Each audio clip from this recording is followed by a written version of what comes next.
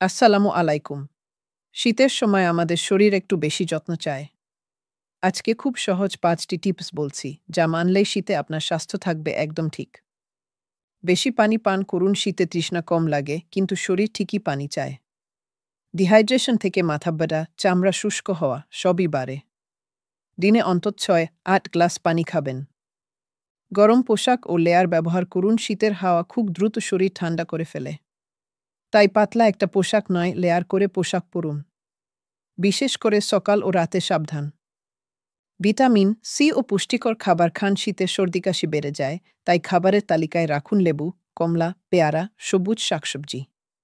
শক্তি বাড়ায়, রোগ প্রতিরোধ ক্ষমতা বাড়ায়। নিয়মিত ব্যায়াম করুন, শীত মানে অলসতা। কিন্তু হাঁটাহাঁটি বা হালকা ব্যায়াম রক্ত সঞ্চালন ঠিক রাখে এবং রোগ প্রতিরোধ ক্ষমতা বাড়ায়। দিনে ২-৩ মিনিট হাঁটলেই যথেষ্ট। ত্বক ও ঠোঁটের যত্ন নিন, গরম পানি দিয়ে বেশি সময় গোসল করলে ত্বক শুকিয়ে যায়।